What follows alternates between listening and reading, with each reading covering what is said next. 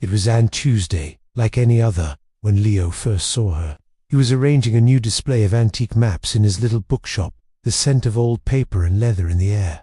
The bell over the door chimed, and in walked Clara, her hair the color of autumn leaves, a sketchbook clutched in her hand. She wasn't looking for a book. She was looking for a story. She pointed to a faded, leather-bound journal on the highest shelf.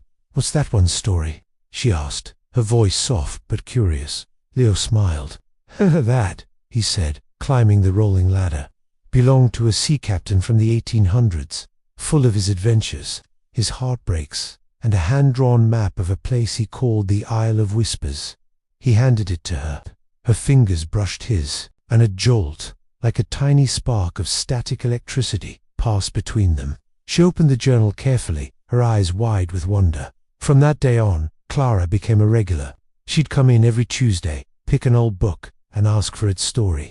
Leo, who knew the history of every volume in his shop, would tell her tales of forgotten poets, brave explorers, and star-crossed lovers. And with each story, he found himself falling a little more for the girl with the sketchbook. He learned she was an artist, that she drew the stories he told her.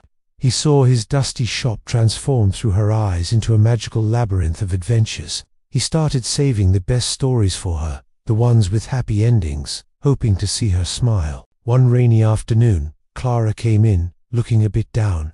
She didn't ask for a story. She just sat in the worn armchair by the window, watching the raindrops race down the glass.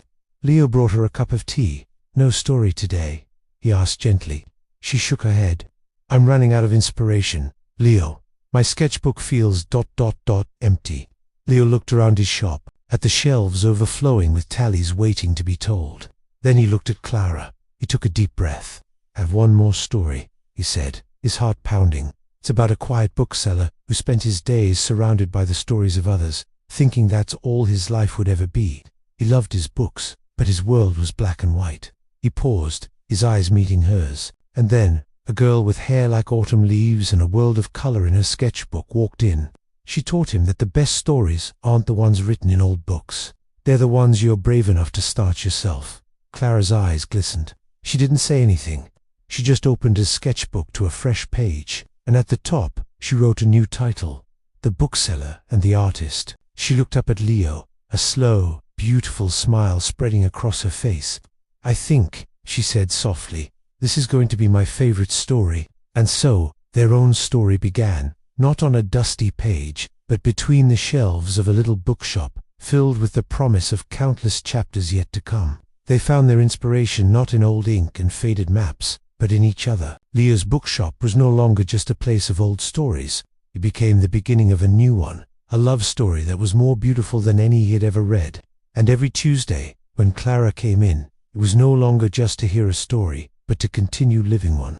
Thanks for watching our little tale today. If you enjoyed it, please give us a like and hit that subscribe button for more stories. We'd love to have you back. See you next time.